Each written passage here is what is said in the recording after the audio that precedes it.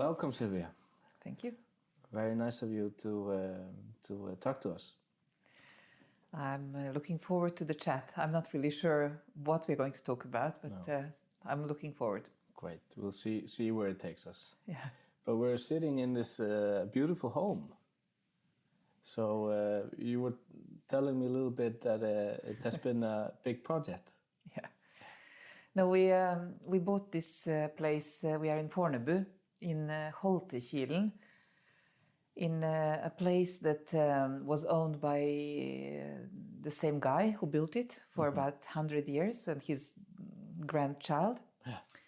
And a little bit by accident, we ended up buying this place, not knowing what it will expect from us in terms of refurbishment and restoration. Yeah. So for the last 5 years, we've been struggling, It's been a big project. trying to, one of those projects you're very happy when you start them and you're much happier when you finish them. I see. Yeah, and as you mentioned, it's a house with a lot of history and it's protected. Yeah. I see. No, it's built by a guy called Ole Øvergaard or Øvregård. I mix his surname. But he's one of the architects that worked a lot with some of these super famous Norwegian Arneberg, among others. And he didn't build any other houses. This is the only house he built, but he built hospitals. And he built Marienlyst, where NRK works. Ah. So because it was his only house, it was a very interesting construction. And he built it for himself and his wife. And so it was it's very thought through in the sense that it's beautiful lighting and it's very much nature. And you're kind of living almost in a cottage in the forest alone, exactly, even though you're in Oslo. Yeah, we got that feeling when we entered. But tell me, for people who don't know who Silvija Seres is, tell us a little bit about yourself. So I am 51 and originally from Yugoslavia, so a country that doesn't exist anymore. But my parents are Hungarian minority in that area. So we are one of the 500,000 Hungarians that stayed in that area as farmers, really, when after the First World War, the borders were remade again. So I grew up in a very multicultural setting, very happy actually in a Tito communist pioneer, Yugoslavia. And moved to Norway as an 18-year-old. Yeah. So you had the upbringing on the Tito. Yes. Yeah. And so I was born in 1970, and Tito died in 1980. Yeah. And so I also remember the time after him, where so he was a bit of a happy dictator maybe before he died, but after him there was a complete vacuum in power. And for 8 years nobody knew who was the boss. And then some very power-seeking but also very negative personalities came up with Milosevic and Tudjman and so on. And so I came to Norway in 1988. I was 18. And Milosevic was just beginning to make trouble in Kosovo. And it was too early to tell that, this is going to be really bad. So I was actually very unhappy that my parents were forcing me to follow them to Norway. I see. And because you, as you said, you were pretty happy there. All my friends were there. And in old Tito's Yugoslavia, actually, women and children had a very decent position in society. I was going to a very good school, just admitted to a really good university, had a nice, rich social life. I was doing swimming, and I was. My town was a really, really gorgeous social place, Novi Sad, about an hour north from Belgrade, along the Danube, and 500,000 people there as well. 200,000 city, but with the suburbs. And so half the size of Oslo, I'd say, but everybody knows everybody. And there are social spaces. There is an old fortress. There is a beach. There are pedestrianized streets and parks in the city. And you would only need to go out of your apartment and you would meet people. And you would meet people who know you. And you would meet people you could talk with. So we had this very, very strong sense of belonging. And I was desperately nostalgic for my hometown when I moved to Norway. And so you missed it a lot then when you came here. Yeah, you know, so had I known how life is going to turn out with the war on Balkans and the incredible, not just financial and industrial destruction, but moral destruction that it brought with it, of course, I would have been much happier from the start. But at the start, I could only see all the friends I left behind for a country that was nominally very beautiful, but I didn't know how to use. You know, I wasn't a very happy skier. I hate winters. I'm a very social person. So, you know, being a computer scientist at Blindern meant actually months and months of not having anyone to talk to. Like I thought I was becoming transparent. You know, I didn't expect all the guys to turn their heads if I walked by, but you know, not one guy for 1 year looked me in the eye, and you know, I was very sad. Yeah. So it was important transition for you moving here to Norway and Oslo. Yeah, and you know, I think that in many ways, I think it was a defining transition. I had moved countries many times after that. So actually, I came to Norway, I studied here, then I went to England and I did my PhD in Oxford. I was a fellow at one of the old colleges in Oxford, Modeling College. And from there on, I went to Silicon Valley for a while. I worked on computer development. Then I went to China, I did some research, and then I went to Saudi Arabia, where I was building the first female private university in the country. And by this stage, my boyfriend from my studies in Norway came to Oxford and we got married. And so my Norwegian husband by now, Andreas, who you met, he was actually quite ready to go on living abroad. He's a computer scientist as well, so he thought maybe we could go to Australia and you know dive and I started thinking about having kids, and so I decided to come back to Norway because those damn kids, they ruin all the big plans. Yeah, no, they give meaning to life, to be honest. And I wasn't a very mummy type person, but it all changes when you get kids. And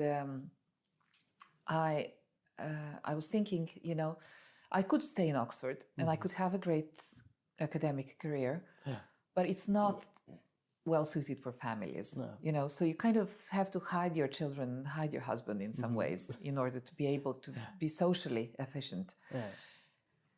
And Norway, after all of these countries that I mentioned, came up as probably the best place in the world, next to Iceland, really, as a place where you can have a balanced work life, you know, work that's interesting, not necessarily at levels of Silicon Valley, but, you know, interesting stuff you can be doing.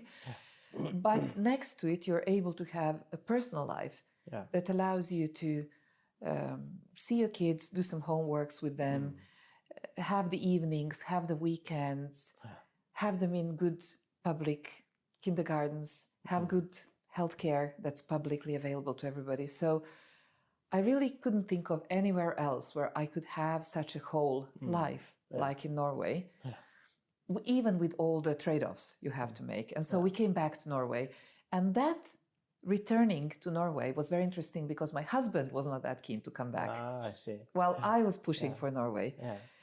And so to answer your original question, which is whether, you know, moving to Norway was a big move, it was, but it was even more important because it made it possible for me to keep moving and realize that every move is very difficult, but also extremely educational or developmental. And then every move is a little bit easier than the ones before. So, you know, and after all of these other moves, I really wanted back to Norway. Yeah. And it was, the first one was involuntary, forced by my parents. I see. The second one was actually very much fought for by me. Yeah. And it makes my current life, which is very busy between kids and work and entrepreneurship and so on, much more bearable, because it is a very, very conscious choice. Yeah. And I think that moving to Norway is probably what made my life in some ways unique. Yeah. You know, and I'm very grateful for it. And I wasn't grateful for it at the time when it happened. Yeah. So was it a surprise for yourself when you decided that you wanted to move back to Norway? Did it take some time that you changed your mind? You had been in England and different places in Saudi Arabia. Did you then start to think, and Silicon Valley, did you start to think then, okay, to getting that life as you talked about? Yeah, I think it was, because it's, you know, what life do you see for yourself? And to be perfectly honest, I always saw a life as an academic for myself. My father is a professor in mathematics and super good one at that. And so I always, when it comes to professional stuff, I'm very much my father's daughter. And when it comes to kind of private stuff, I'm very much my mother's daughter. But when it comes to work, I always thought I will be like my dad. And Oxford was, you know, the place to go to. And then from Oxford, I could go really anywhere. And that's how I went to Silicon Valley, because I went on research on Alta Vista, but related to people that worked with my professor. I see. Alta Vista, I remember. You Alta remember? Vista. I remember? That's an Alta age Vista. sign. Exactly. Yeah. So, it's a maturity sign. It's a maturity sign. Exactly. You understand the digital age. No, so you know, I always thought I was going to marry a professor as well, you know, and that's going to be my life. Yeah. And we are going to win a Turing Prize together or some such. Exactly. And then, as I was working in academia, but also as I was working in these other countries, I was looking at life, really. And I really do believe, and maybe this has to do with my Tito childhood, you know, communism in Yugoslavia was cream communism, as we call it. So you actually had a really great family life. And everybody had a job and education. And so had we only, you know, been a little bit better at planning, you know, our economy, I think that many things would have worked really well in that country. And my point is that I looked at life in Silicon Valley and I saw, you know, you don't have a private life. You have to do, like Sheryl Sandberg says, lean in. Leaning in means prioritize your work more than anything else. I don't think that's a healthy long-term life strategy. No.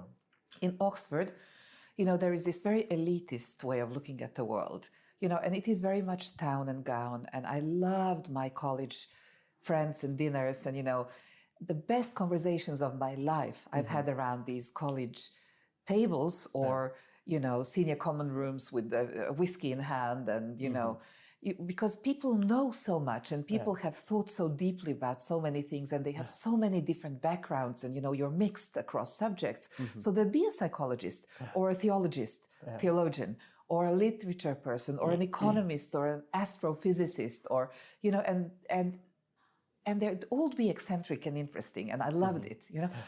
But there was no place for family life in all of this. So, you know, and I looked at Yugoslavia and yes, there was place for family life and now there was no place for work because there was no more work to be had. So, you know, there are very few places in the world like Scandinavia that have got it sorted.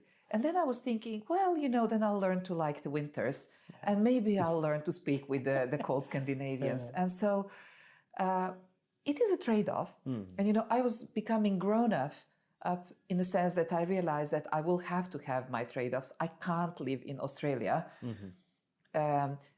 because as much as I would enjoy both having an academic career at the University of Melbourne and being able to dive at the Great Barrier Reef or Brisbane even better, right? I have friends there and it was in the books. but I'd be too far away from my parents, who are also in Norway. Yeah. And so, coming back to Norway was a very calculated psychological choice on my part. Yeah. And I think it was the right one. Yeah. And was it hard to convince your husband, or was he on board quickly? No, I think that also, our time in Oxford, which is kind of the big description for all of that, Silicon Valley and China and so on, it allowed us to travel a lot. And it was very easy to jump on, one of these lastminute.com trips. When you're close to Heathrow and you have a calendar that allows you to travel when you want to travel. And so I feel that we both had a lot of experiences before we came back to Norway. Yeah. So he felt a little bit comfortable that, okay, and if we're going to have kids, I think he realized that we had to be in a place where both he and I could contribute. And we both think that, we still can travel to all of these places after the kids have grown up. Exactly. But for this period of our lives, this is the place to be. I see. And tell me a little bit, you had at an early age very much interested in technology. So where did that start? So you see, I'm not interested in technology, actually. Okay. And you will hear this from many women. And I think it has to do with the way that we think about technology, and we think it has to do with gadgets. What camera is that? Or, what kind of computer? Or, look at what it can do. I'm a mathematician, and I love structures. Yeah. And the way I studied computer science was first forced by my parents, but second, I wanted to be actually a doctor or a mathematician.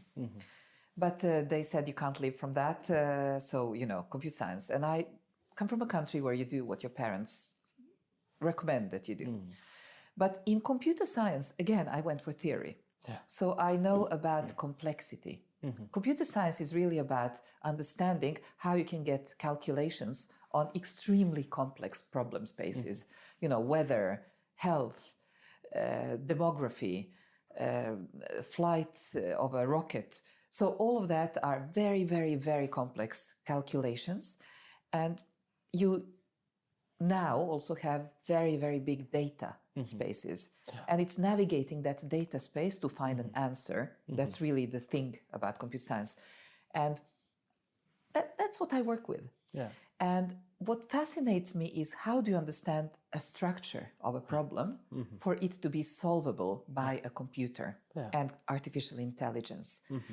And so my fascination with technology now is more the fact that it's growing in its capabilities in a way that we've never seen before. So I worked with AI as a part of my PhD in Oxford, algorithms. And at that time, we are in 1990s now, 95, 96, 99. It was still a toy. And it was still a toy for nerds, and everybody laughed at us because they were saying, you are never going to get this to work in real life. And even we thought that they were right. We still thought it was a problem worth solving and playing with, but we never thought that a car would be able to drive itself. No, not at this point, no. In those 20 years, or a little bit more, a little bit less, depending on when you want to start the age of the deep learning and neural networks in AI, everything has changed.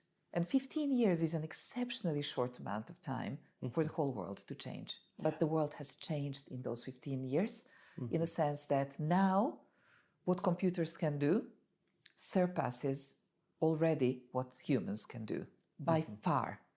And if you think about how they learn, if you think about a self-driving car, for a human to learn to drive a car, it takes, 45 hours? Some people take 100 hours. I was a really slow learner for driving a car. I'm not coordinated. So I was trying to think about how many hours I needed, but probably around that, 40 hours, Right. But you know how many hours Waymo self-driving car by Google has before it hits the road? Oh. It has tens of thousands of hours of learning how to drive.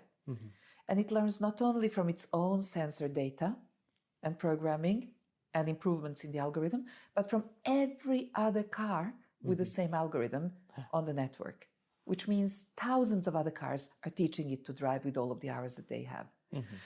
And so now we are in these discussions, well, is that intelligence or not?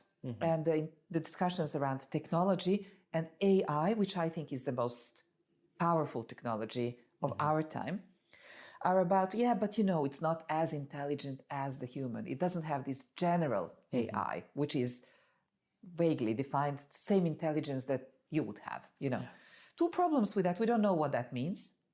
And you as a psychologist know that better than anyone else.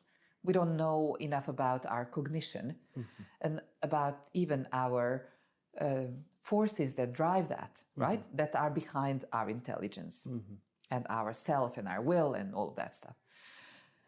But the other thing is, it doesn't really matter, because these narrow AI things that the computers know how to do, they are becoming so incredibly good. So driving a car is a narrow AI. It's AI applied to a very specific task, right? So it's driving a car or being a surgeon or, being a judge or writing articles about stocks or about football games or analyzing stocks. All of these are narrow AI tasks that AI by now does better than a human.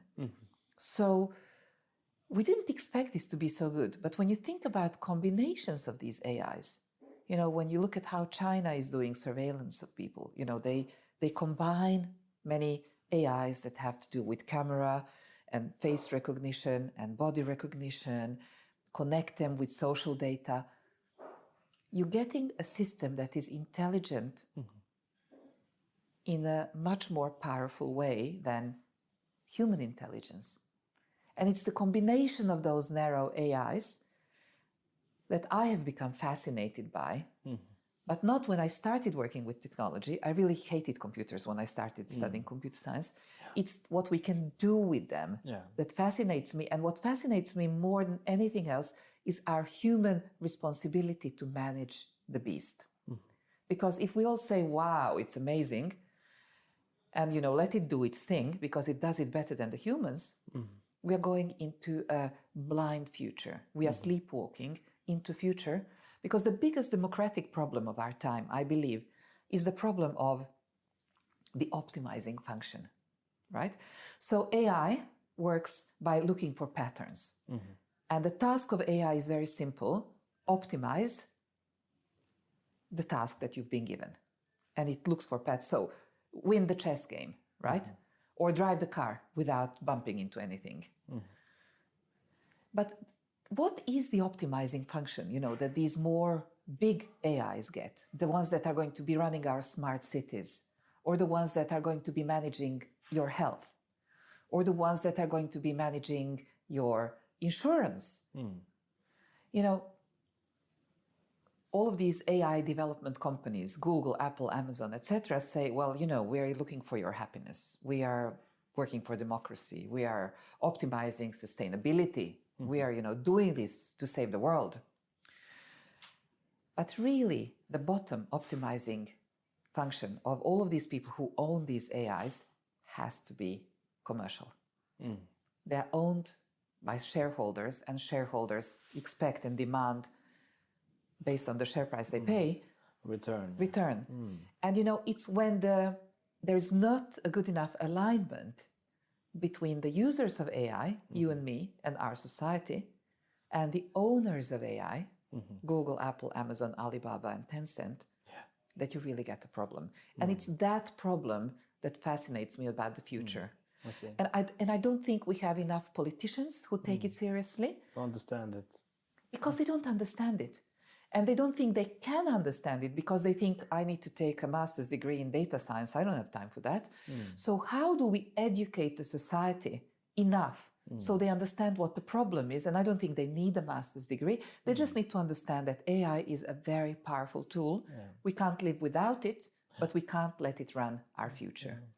And that's what I'm kind of really passionate about at the moment, if you ask me about technology. I see. Well, it's great to feel your passion for it. It's very, very exciting. So, as I understood, it's the complexity which fascinates you, but also the moral responsibility of using it in the right way, because it can solve a lot of problems. It can move us further. Yeah. You know, psychologists, we like digging. Yeah. And as you mentioned, like how our motivations and future aspirations, they're maybe not always completely known to us. Right. Do you think that your experience looking back into the Tito community and society, as you mentioned, if it had more structure, it could have been much better? Do you think it associates like that you experienced a community or society which had many good things, but it did not lead in a good direction? Do you think that experience? In principle, so I'm not a social scientist, and I might be using the terms in completely the wrong way. So, you know, when people in America use communism as a very bad word, I don't understand that, because what we wanted to do in communism, it's not totalitarian state that I think of, you know, it's not corrupt politicians that I think of. I think of a society that is basically socially responsible for everybody. You know, there is this very simple one-liner saying, you know, work according to your abilities, take according to your needs. And it's not that different from Christianity, you know, and love your neighbor. Yeah. And so it's a very kind of stoic philosophy of life, you know, figure out what you can do and do it well. And that's a happy life. And try to contribute, you know, and don't compete with others, compete with yourself and all of that. And you know, call me an idealist, but that's how I was thinking about communism as well, right? And I think that if the capitalists in today's capitalistic societies were a little bit less egoistic and selfish and Ayn Randian, we would have a better capitalist society as well. You know, it's the selfishness that is now driven by also extremely efficient markets that polarize, and you know, there are like 6 people owning more than the rest of the US at the moment. You know, it's not a sustainable society. And so I don't think that communism in itself was good. I think social democracy, the way that Scandinavian countries run it today, is the only way into the future. And I don't think I've been brainwashed. I think I've been travel washed, you know, and I've lived in all of these countries. And I've lived in the US for long enough to see that when I drive with my very good friend who's very intelligent, very well educated, and we look at people who are on the street, you know, and I kind of, you know, she sees my face and I feel sad for them. And she says, yeah, I know, you know, but, you know, there shouldn't be there. There should be, you know. And I'm like, yeah, but, you know, they have nowhere else to go. And she says, no, you know, this is a country where everybody has a chance. And, you know, if they're there, it's because they haven't tried hard enough. Look at me. I tried hard enough and I succeeded. Well, you know, I don't think they all had the same starting point. No. And, you know, maybe your parents were more intelligent than their parents, or maybe, you know, I think there is a lot of luck in where you start in life. And I think just this idea of giving everybody a good enough chance and then anti-polarizing the society. So anyway, I read this book called How Democracies Fail. And, you know, similar problem happening in many places in the world where totalitarian leaders are becoming very popular. And so what happens very, very briefly is that, you know, economies go in cycles. And when there is a downward cycle, if you don't manage it well, you start losing out on the middle class. There is a polarization in the society. And when you lose the middle class, you become a very unstable society. Because it's always people like us who believe that our children are going to have at least as good a life as we have, or maybe a little bit better, that invest. We invest in our kids, we invest in a society, we invest in community, right? If we know that, you know, our kids are fucked, sorry, but, you know, there's no chance they're going to have, you know, the ability to go and get education, and without that education, they can't really get the jobs. and I don't even know if there are jobs for them, then we become very aggressive. And we start listening to people who start blaming somebody else other than, us for not maybe contributing enough in hard times, etc. And so and that's when you get polarized politics. And it's us and them mentality.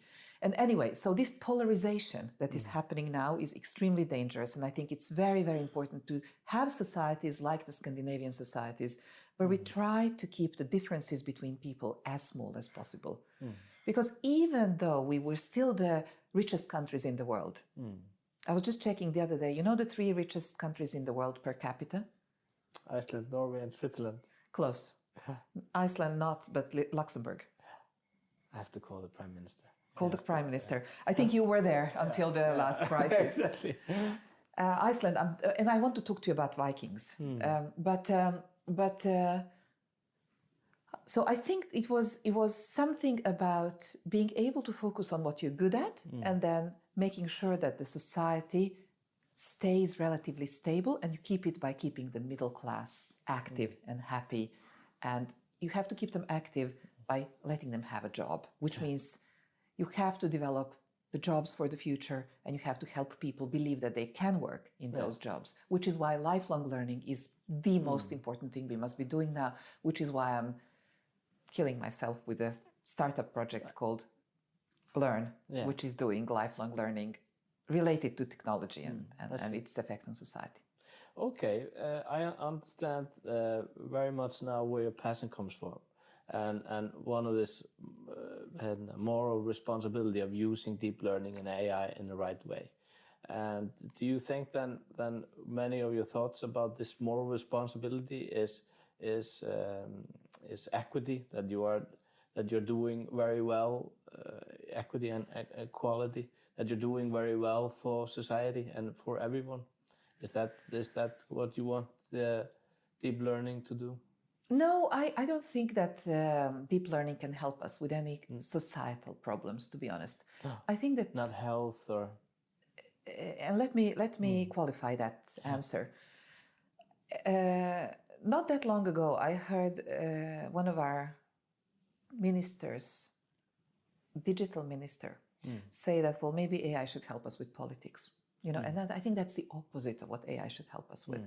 I think that AI is a tool. It's a tool we can't live without. So it will help us in health, in finance, in security, in infrastructure, in industry. In all areas of our life are going to be changed by how we use AI as a tool. But I think it's we humans that have to be telling AI what to do. So, let's say health. I want the AI as a doctor to give me all of your past health data in a nicely navigable visual way.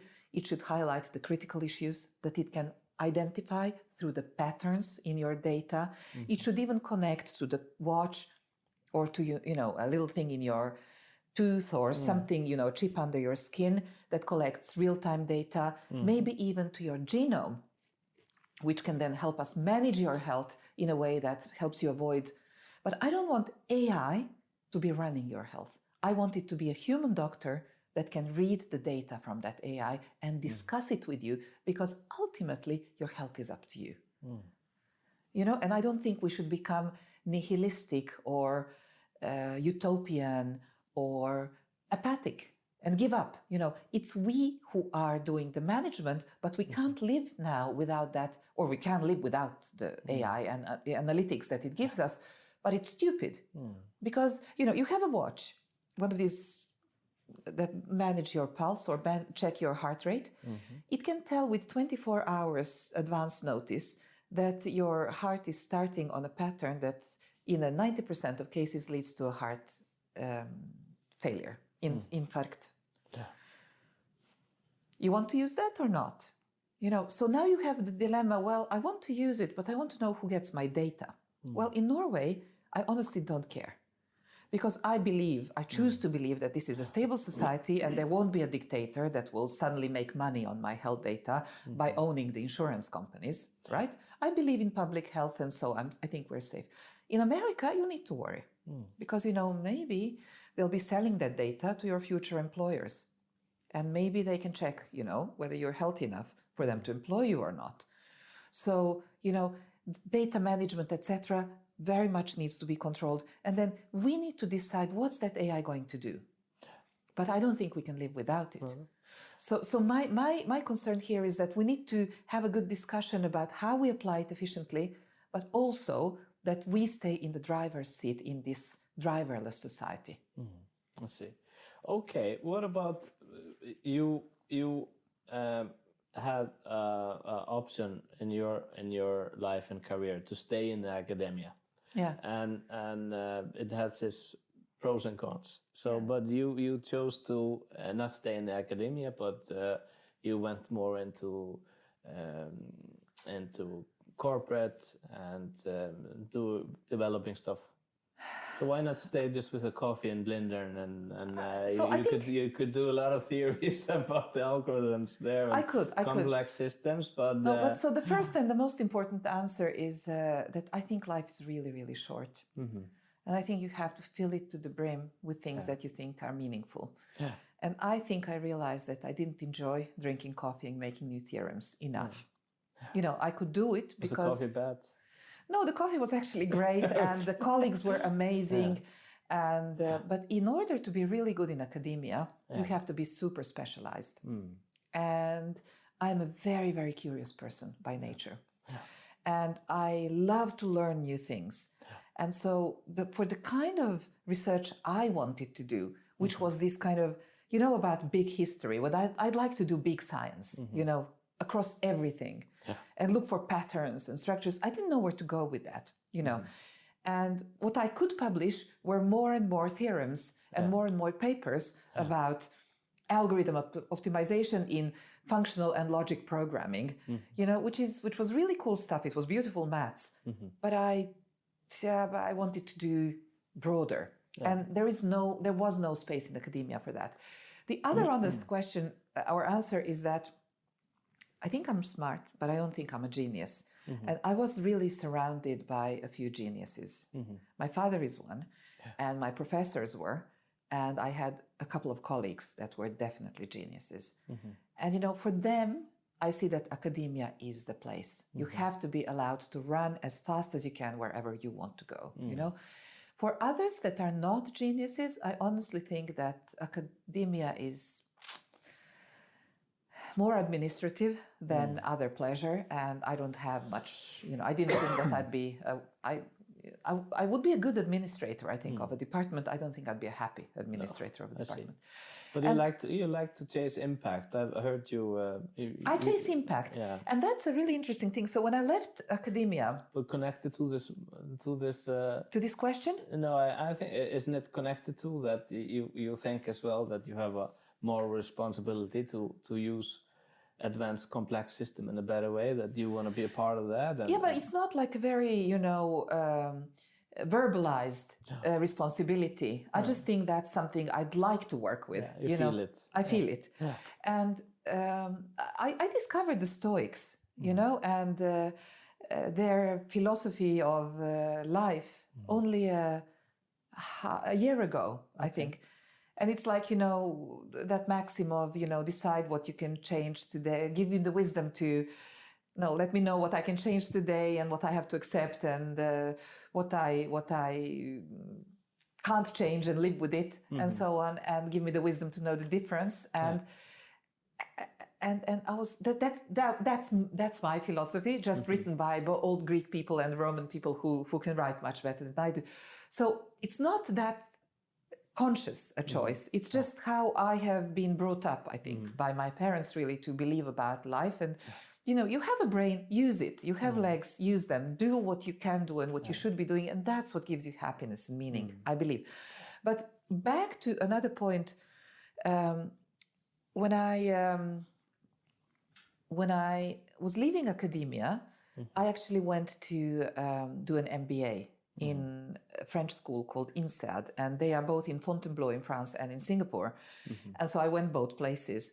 And I had to do that in order to get a job in business in Norway. Nobody would hire me with a PhD from Oxford because they didn't know what to do with me. No. And so, I said... I understand that. You understand them or you understand me? No, I know. I No, was but joking. I understand sometimes when people are applying for positions in business with PhD in theory. So I'd like to hear you, what you think, because my theory is that people in business don't understand what we really learn from a PhD. Yeah. I didn't learn much. I learned much theory and computer science in my PhD. But what I really learned is to be very stubborn and finish a very difficult task, you know, and be able to connect the dots, complexity. You can think, I think, if you're able to complete a PhD. And so, but I think we need to sell that idea much better. You know, they don't need my research. They need my ability to learn. Yeah. And, but what I wanted to tell you is that when I went to INSEAD, it was an amazing education, not deep at all, but very, very broad. And so from there, you have 15 basic courses that everybody has to take, but then you also have quite a lot of electives. I think 10 more electives, and they are narrow courses that, you know, it could be entrepreneurship or it could be, psychology. And so I did the first obligatory one in corporate psychology. You learn how to fire people and you learn how to hire people. and you don't understand how important that course is really. You know, when you take it, and I was thinking like... Hire and fire, yeah. No, but it was also about, you know, Myers-Briggs and it was all blah, blah. You know, and everybody was thinking, you know, finance and strategy, and those are the important courses, but organizational psychology, you know. Yeah. Soft. And it took me 20 years to realize that that's the most important thing I learned in business school. Yeah. And I still don't know how to do it, but at least I can remember that we talked about it. The difficult thing is not to figure out the strategy. The difficult thing is to get people to follow you on that strategy. Building a team and making building people a team, understanding your own shortcomings and finding people who complement you, etc. But in the first run of the course, we did a Myers-Briggs and a couple of these psychological. I don't believe in them, by the way, because I believe. I want to be perceived as an extrovert, but actually I come out as an introvert. So I lie when I take these courses. I see. Okay. to come out as a more extrovert than I really am. Yeah. So I thought, you know, when in the second run of the course, which was an elective and which I took because I actually got fascinated by this whole topic of leading others, I realized it's really difficult. So they did another test, which is a motivations test. So, you know, one of these where you have to answer 100 questions and there are always dilemmas between two drivers. And they push you until you actually have answered enough for them to be able to prioritize the 10 drivers. And I forget what they are, but they were like, you know, how much money you make, how much you will earn, how much power you will have, how much you will like your team, how much risk you will have or not have, etc. How much recognition will you have? And that was maybe the most interesting thing from my whole MBA. Yeah. And so I just remember by this time, we knew each other very well. So I'm sitting next to Lisa, a woman from Taiwan, married to one of these oligarchs from Taiwan, super rich. And another is Victor, who's a Russian finance banker guy, black leather jackets, big muscles. Lisa sits there with, you know, her, I don't know how many carat earrings, etc. And so we look at each other's answers, and my answers come out, you know, I'm really high. I knew that I wasn't driven by money, but I was pretty sure I was driven by recognition. You know, I like to be seen, I like to be thought of as clever, etc. But actually, the thing that came out highest on my list was impact. I like to have the power to change things. I was surprised. And so I was looking at my answer, and then I was looking at Lisa's, and then I was looking at Victor's. And so Lisa was looking at mine, and she was saying, actually, Victor was speaking first, and he was saying, you know, guys, I think you're lying. Nobody goes to this school. It's a very expensive school. Nobody goes to this school unless they want to maximize their future revenue. We are all in it for the money, So you just don't like the way it sounds, so you're calling it something else. And then Lisa is looking at my answers, and she's saying, no, I think you guys are actually not being honest, because nobody goes to this school for any other long-term reason than to minimize the risk in our lives. So, I think that's why we're all here. And so it made me realize, first of all, that my drivers are something other than money, which was a really important thing to remember later on in life when choosing jobs. Helped you as well take decision on moving back to Norway as well. Yeah. I could have stayed in Silicon Valley and, been one of the first 20 employees in Google, but it wouldn't make me a happy person. Except that happened before instead, so it made me understand the decision that I made. But the fact that I crave power more than recognition is also an interesting one. You could say, well, you should become a politician. I don't think I would be a good politician because I'm too direct, and I don't know how to play the media game. But I like to be in boards. I like to be in committees. I like to be the person behind the curtain that can think a strategy and help somebody execute, who likes to be a better leader, who likes to be the person in charge. And it made me also realize that people have so different drivers that we don't even believe the other person, our friend, who says that, well, I don't care about that. We say, no, you just don't know what you're saying. And so to you as a psychologist, I guess you see this often, but my point is that people have different needs in their lives. Societies have different needs in their lives. And you can't expect an AI to help you optimize that thing in a way that you can do it yourself if you're honest with yourself. So I don't even remember what the question was anymore. That's fine. But I think my point perhaps related to why I'm so keen on this AI management of the future is that I think that it's almost religious, the question now that's being posed to us humans. AI will be smarter than humans. Is that a good enough reason to let it run our lives and our societies? And I believe that if we let it do that, then we are delegating away the basically human responsibility, which is this moral responsibility for our societies and our future and ourselves. I see. Yeah, and then the tricky part is always to find out who defines the morality, and then there are many people who have different meanings about that. And I certainly don't want somebody from Silicon Valley to be defining my morality or my society's morality based on their shareholders' needs, is my point. Yeah. Okay. It was you running a company and starting a company. You felt it in your own bones. That is challenging. It's challenging to be an entrepreneur. It's terrible. Yeah. It's thrilling, exciting, but also very, very challenging. Exactly. So we both know that.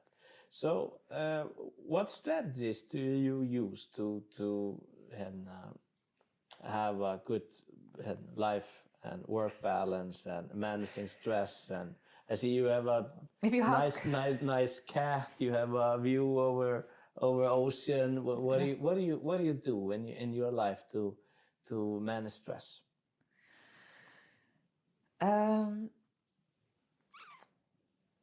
One part of the answer is that I think I don't manage stress. I think I let it come out. Okay. I don't let it come out on my kids. Sometimes I let it come out on my husband. Okay. And all too often I let it come out on the people I work with. Okay. So one thing I've learned is that it takes stress out of them. That's a good strategy. Not a good strategy. Not a good strategy. Okay. But I don't know how to avoid it. So, I need some mentoring. Yeah, I need some. But not you don't take it out on the cat then. Never on the kids and never on the family, really. But husband and colleagues, they but I think my husband knows me so well that he knows actually exactly when he can just do like that. Yeah. And he knows I mean well. And I think that's a very important premise here, that people around me, if they accept me, they need to accept that I speak very directly and I'm always late. If they can live with that, then we can have an amazingly productive collaboration. Yeah. Because I really have a lot to contribute with. If they absolutely can't live with that, if, being direct is going to destroy our relationship, if I say, this is simply not good enough and I think you haven't, done a good enough job, and if that's going to be something they can't forgive me, then we can't work together. And so maybe that's something I need to be very, very honest with people from the start. And I need people who are strong enough to be able to deal with that. Yeah. Who say, well, I don't agree with you. I'm listening. Okay, so how are we doing it your way? Just show me there is a way. I'm very, very action-oriented and very little relationship-oriented. And that's also something I need to kind of warn people about. I'm not working on building our relationship now. I just want to solve this problem, do the job.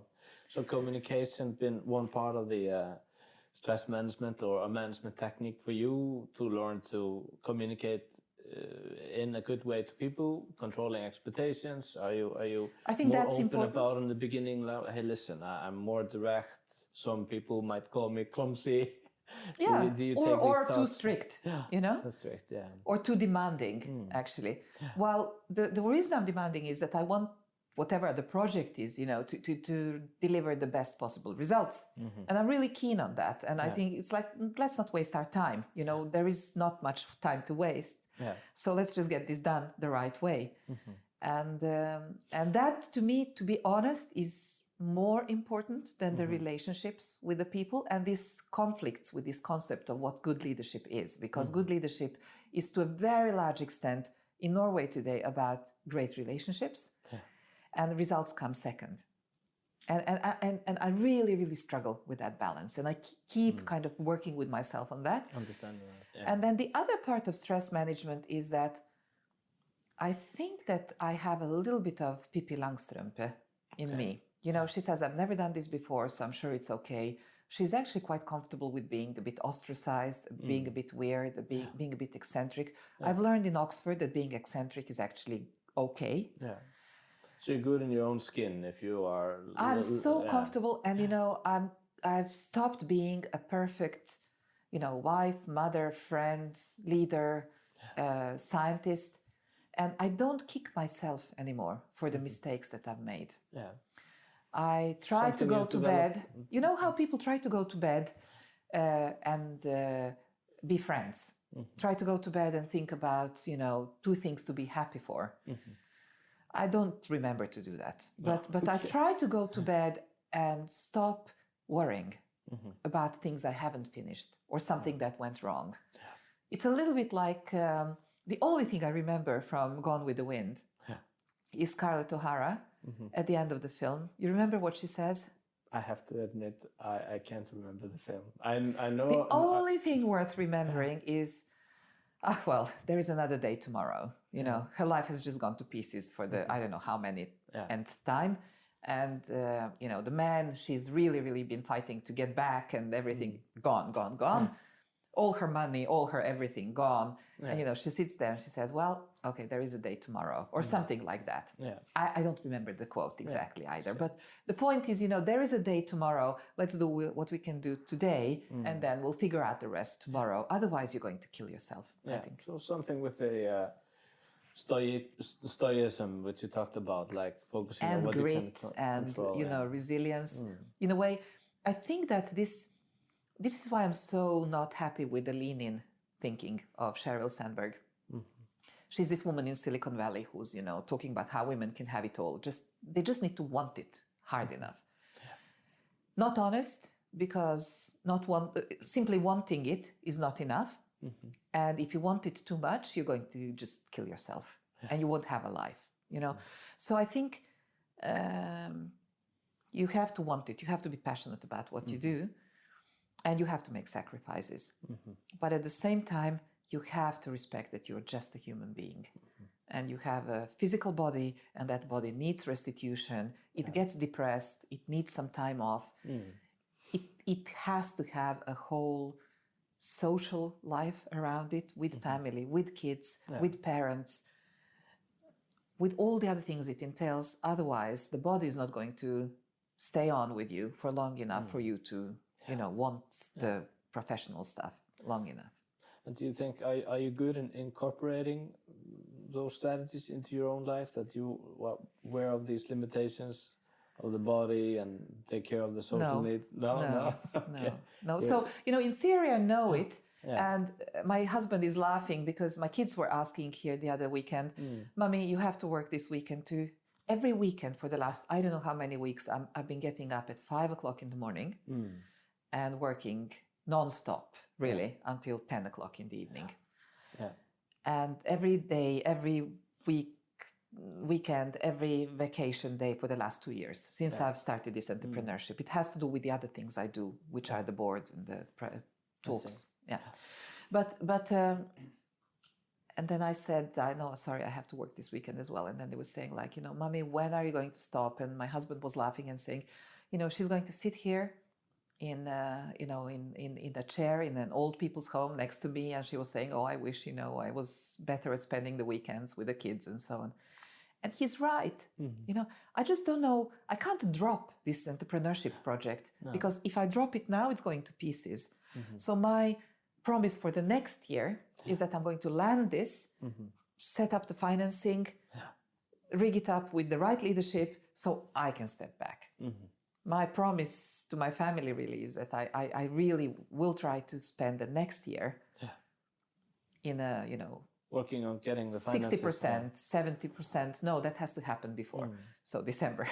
So next year, I really want to be able to have what I believe that life is a little bit, like a sinoid curve, and that you need to respect the lows.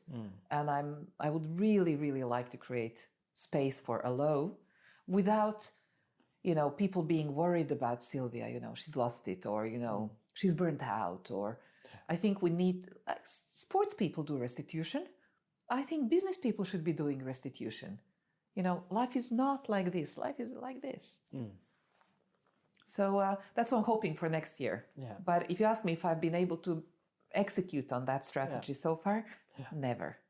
Okay, but that's an honest answer, at least. So that I see. What are the other things you think is important when building a company with great mission?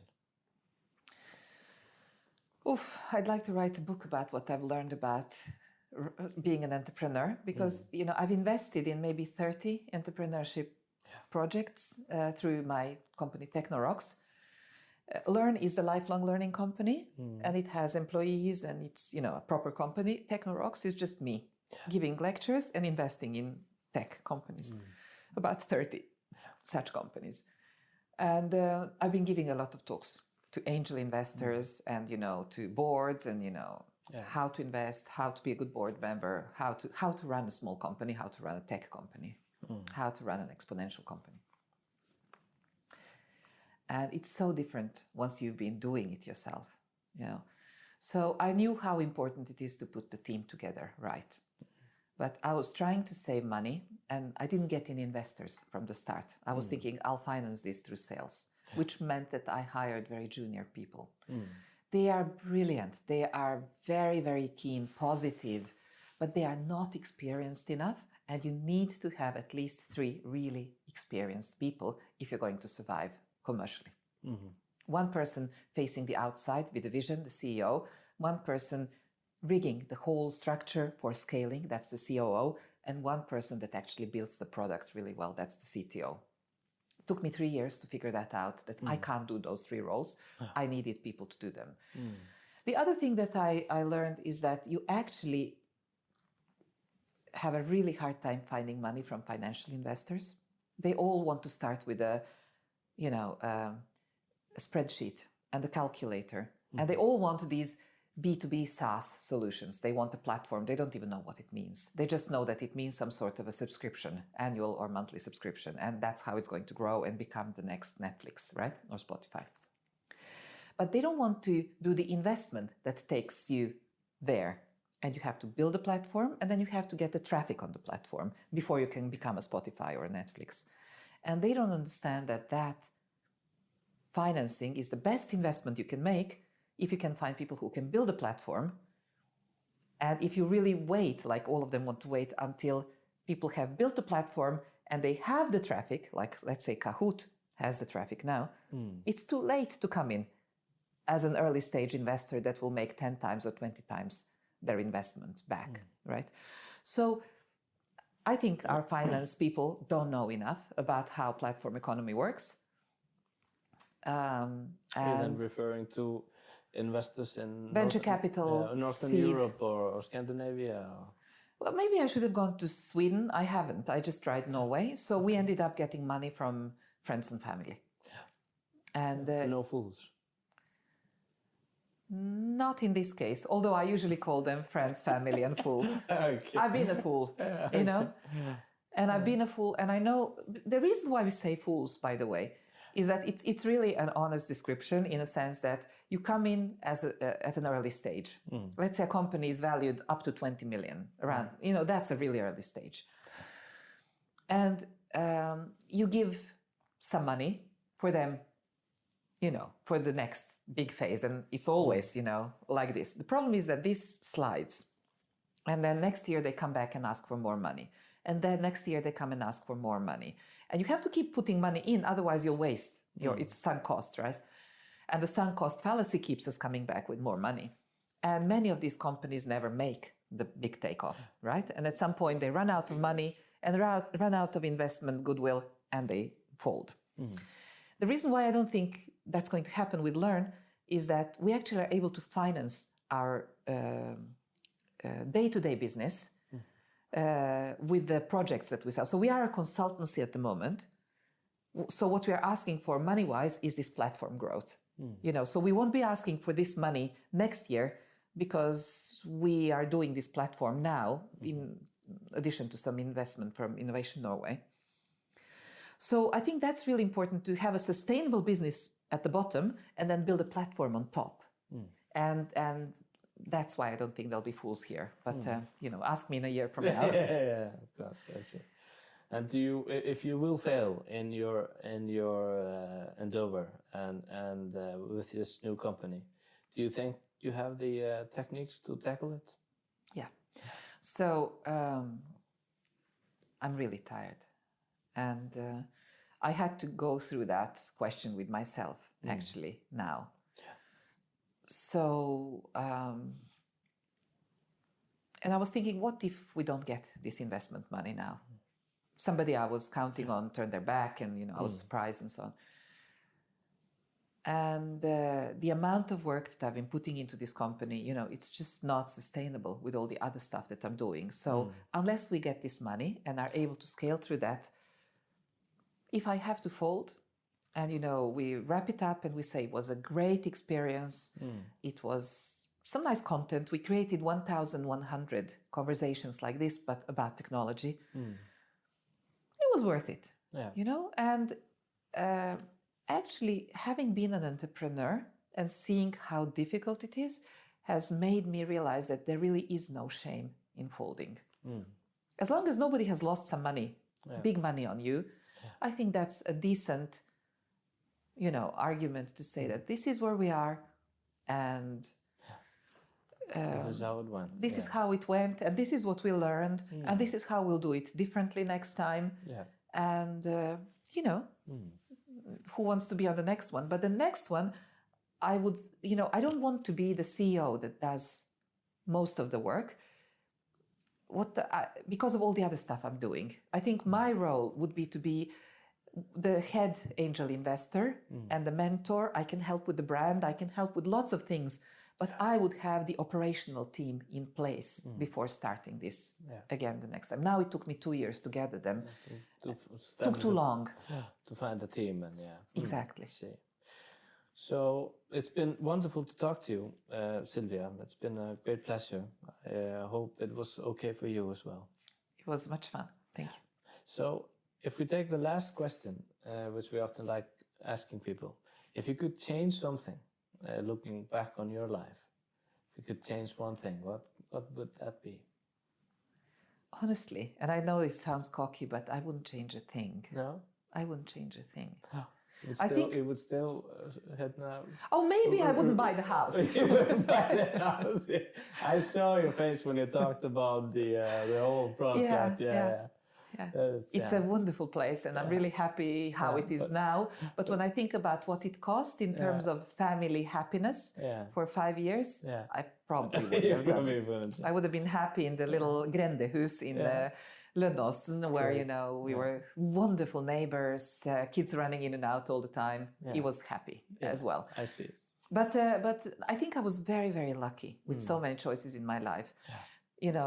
Coming to Norway, 1, finding my husband, 2, studying a topic that becomes, so hot, 3, many of the people I found along the way. It's always, luck combined with some good sense in realizing that, this is luck. This is something that I shouldn't let go. So wonderful people that have helped me along the way, out of goodness of their hearts, kindness of strangers, being open, almost naively open, has been a strategy that has turned out to be extremely positive for me.